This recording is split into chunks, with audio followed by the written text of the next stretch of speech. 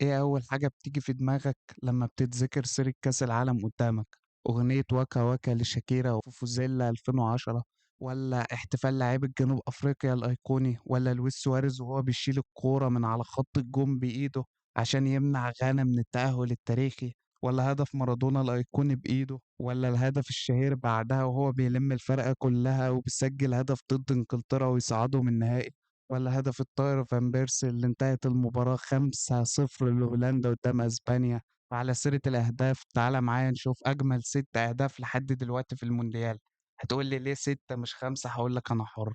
اخترت الأهداف دي بناءً على 3 حاجات أساسية، أول حاجة هتكون رأيي الشخصي، تاني حاجة هتكون رأيي الشخصي برضه، أمّا تالت حاجة بقى طز فيك وفي رأيك الشخصي ما يهمنيش، كل اللي يهمني إنك تعمل لايك واشتراك وتفعّل زر الجرس. المركز السادس معانا هيكون من نصيب مارتن باتوريا لاعب كرواتيا في مرمى إنجلترا، المباراة اللي انتهت 4-2 لصالح إنجلترا، الهدف اللي بدأ من ضغط شرس للاعيبة كرواتيا اللي قفلت مسارات التمرير على لعيبة إنجلترا، وقدروا يخطفوا الكرة من قدام بيلينجهام وباص سريع على الطرف، يستلم لاعب كرواتيا الكورة يفرش مدافع إنجلترا ويرجعها لورا لمارتن باتوري عشان يشوط كورة صاروخ لا بيكفورد ولا 10 زي بيكفورد يقدروا يوقفوا كورة زي دي. أما المركز الخامس فهيكون من نصيب لاعب منتخبنا الوطني إمام عاشور، الجون اللي أحرزه في شباك كورتوا المباراة اللي انتهت 1-1. الجون بدأ بمثلث من هاني لزيكو، زيكو يباصي لصلاح، صلاح يستلم الكرة يعمل سكان يلمح إمام عاشور يقرا عيون صلاح قبل ما اللعبة تتلعب ويغفل المدافع بلجيكا ويأكله الشوكولاتة ويجري قلب الملعب، استلم إمام الكرة ويشوط تيك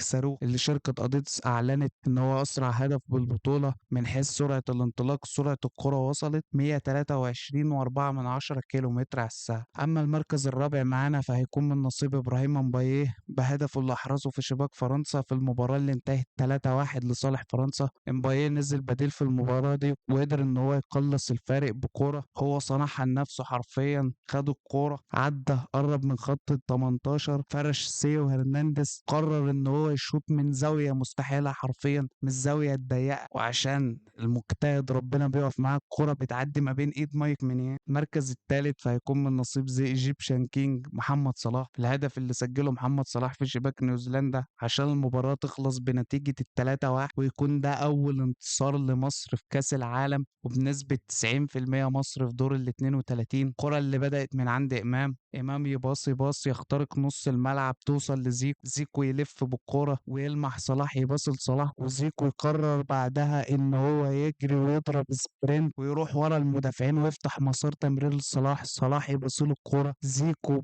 كعب لصلاح، صلاح ار2 جاتوه بقى. عندنا لعيبه بتلعب بالكعب، لعيبه بتحط ار2 الدنيا فوق. ونروح بقى للمركز الثاني اللي هيكون من نصيب فحل الفحول، عمي وعم عيالي صاروخ ماديرا فخر البرتغال كريستيانو رونالدو. الهدف الثاني ضد اوزبكستان المباراة اللي انتهت 5-0 لصالح البرتغال، وصاروخ ماديرا قدر ان هو يسجل دوبليتا وخلى زلاتان وهنري قاعدين في عزا مش قاعدين في استوديو. اول لما المرتدة بدأت رونالدو شاف برونو وشاور له قال له استنى ما تلعبش الكرة دلوقتي. رونالدو اتحرك وراح ورا المدافع اللي هيكون مد ظهره لرونالدو ومش شايف. رونالدو هيشاور لبرونو على المكان اللي عايزه يلعب له الكرة فيها، توصل الكرة لرونالدو. طبعا مش هنتكلم عن فينش رونالدو، محدش يقدر يتكلم عن أعظم فينشر في التاريخ. رونالدو سجل التاني. المركز الأول هدف ريحته صورة من صور العصور الوسطى، تمثال من تماثيل الأغاريق القديمة، إلياذة من الإلياذة والأوديسا، هدف يعني الهيبة الروح الثقة. هدف كامبوز لاعب المكسيك في مرمى أوزبكستان المباراة اللي انتهت 3-1 للمكسيك، والهدف جه حرفيا من كرة مديتة